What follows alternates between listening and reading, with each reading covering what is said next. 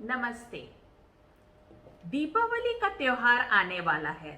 दीपावली विश्व के प्रसिद्ध त्योहारों में से एक है। कई स्थानों पर दीपावली 5 दिन मनाई जाती है। इसमें पहला दिन होता है धनतेरस का। धनतेरस के दिन लोग लक्ष्मी जी की पूजा करते हैं।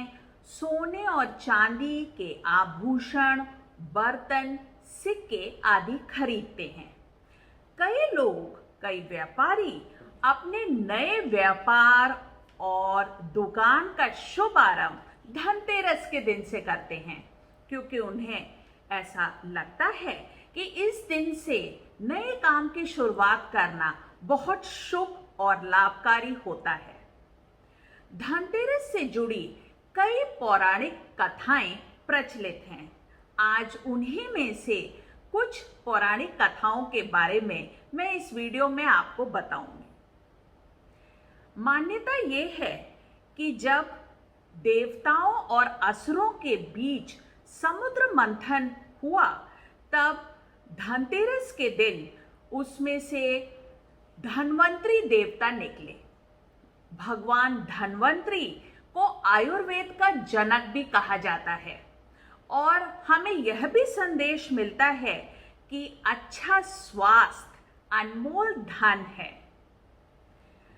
धनतेरस के दिन लक्ष्मी जी की पूजा की जाती है। इससे भी संबंधित एक कथा प्रचलित है। ऐसा कहा जाता है कि एक दिन विष्णु जी पृथ्वी पर भ्रमण करने के लिए आए और उन्हें कोई आवश्यक कार्य भी था। जब वे पृथ्वी की ओर जा रहे थे, तब देवी लक्ष्मी ने भी उनसे कहा कि वे भी उनके साथ पृथ्वी लोक पर भ्रमण करने की इच्छुक हैं। विष्णु जी और देवी लक्ष्मी दोनों पृथ्वी लोक पर भ्रमण करने लगे। कुछ देर पश्चात विष्णु जी ने कहा, देवी, मुझे किसी आवश्यक कार्य से जाना है, आप यही मेरी प्रतीक्षा कीजिएगा। ऐसा कहकर विष्णु जी एक दिशा की ओर चले गए। देवी लक्ष्मी कुछ देर तो वहां रुकी, लेकिन देवी लक्ष्मी चंचल स्वभाव की हैं, इसलिए वह इधर उधर घूमने के बाद एक गन्ने के खेत में पहुंची और वहां पर गन्ने खाने लगी। कुछ देर बाद जब विष्णु जी लौटे, तब उन्होंने देखा कि लक्ष्मी जी तो गन्ने के खेत में गन्ने खा रही हैं। तब विष्णु जी ने कहा, देवी लक्ष्मी, आपने गन्ने खाने से पहले किसान से अनुमति नहीं ली, इसलिए आपको इसी स्थान पर रुकना होगा और 12 वर्षों तक किसान की सेवा करनी होगी।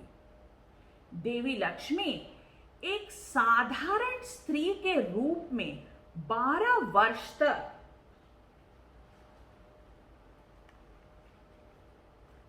उसी स्थान पर उस किसान के घर में रहकर उसकी सेवा करने लगी।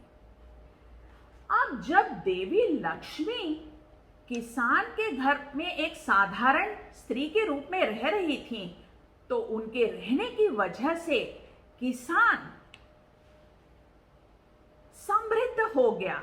उसका घर धन धान्य से भर गया। अब इसी तरह 12 वर्ष बीत गए और 12 वर्षों के पश्चात विष्णु जी एक साधारण पुरुष के रूप में किसान के घर आए। किसान ने अतिथि का स्वागत सत्कार किया, लेकिन उसे ये नहीं पता था कि अतिथि वास्तव में विष्णु जी हैं। अतिथि ने किसान से कहा कि आपके घर में जो स्त्री रह रही हैं, अब उन्हें मेरे साथ जाना होगा। किंतु किसान इस बात के लिए नहीं माना।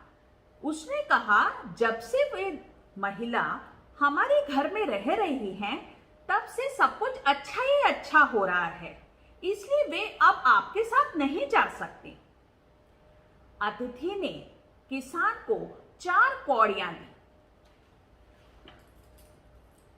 कौड़ियां देते हुए अतिथि ने कहा, अच्छा, आप जाकर गंगा जी में पूरे परिवार के साथ स्नान कर लीजिए और ये 4 कौड़ियां गंगा जी में प्रवाहित कर दीजिएगा। यह सुनकर किसान कौड़ियां लेकर गंगा जी की ओर गया और अपने पूरे परिवार के साथ उसने स्नान करने के बाद चारों कौड़ियों को गंगा जी में बहा दिया। लेकिन कौड़ियां बहाते ही गंगा नदी से 4 हाथ निकले। यह देखकर वे आश्चर्यचकित रह गए और उसके बाद साक्षात देवी गंगा मां उनके सामने प्रकट हुई। किसान ने गंगा मां को प्रणाम करते हुए कहा, मां, वे 4 हाथ किसके थे? गंगा मां ने किसान को बताया, वे चारों हाथ मेरे ही थे, किंतु तुम ये बताओ कि तुम्हें ये 4 कौड़ियां किसने दी हैं? किसान ने अतिथि और कौड़ियों के विषय में पूरी बात बताई।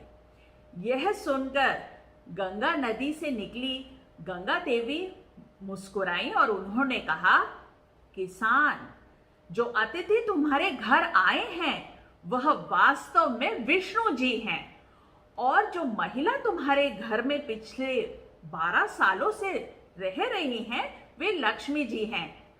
तुम लक्ष्मी जी को कहीं जाने मत देना, क्योंकि अगर लक्ष्मी जी तुम्हारे घर से चली गई तो सारी समृद्धि, धन धान्य उनके साथ ही चला जाएगा। यह सुनकर किसान को पूरी बात समझ में आ गई। वह जल्दी जल्दी घर लौटा और उसने विष्णु जी से कहा कि मैं देवी लक्ष्मी को कहीं नहीं जाने दूंगा। विष्णु जी और देवी लक्ष्मी अपने असली रूप में आ गए। देवी लक्ष्मी ने कहा, किसान, तुम चिंता मत करो, कल धनतेरस का दिन है। तुम अपने घर की सफाई अच्छे से करना और पूरे घर और मुख्य द्वार पर दिए जलाकर रखना। मैं कल धनतेरस के दिन अदृश्य रूप में तुम्हारे घर अवश्य आऊंगी। ऐसा कहकर लक्ष्मी जी विष्णु जी के साथ चली गई। अगले दिन किसान ने पूरे घर की सफाई बहुत अच्छे से की और मुख्य द्वार पर घी के दिए भी जला दिए। अगले दिन धनतेरस के दिन किसान ने अपने घर की सफाई अच्छे से की और घर में दिए जलाकर रखे। किसान ने लक्ष्मी जी की पूजा भी की। लक्ष्मी जी अदृश्य रूप में किसान के घर आई और किसान के घर हमेशा के लिए समृद्धि रही।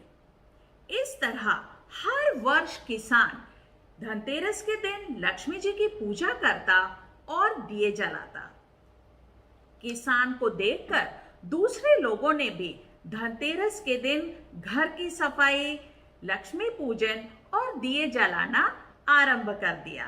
तभी से धनतेरस के दिन सभी लोग ऐसा करते हैं। आशा है आपको यह कहानी पसंद आई होगी।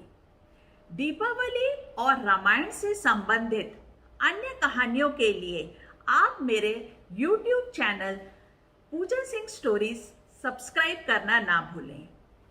इन कहानियों के भी लिंक मैं डिस्क्रिप्शन में शेयर कर दूंगी। तो मिलते हैं अगले वीडियो में। तब तक के लिए कहानियां सुनते रहिए और सुनाते रहिए। आप सभी को धनतेरस और दीपावली की हार्दिक शुभकामनाएं। धन्यवाद।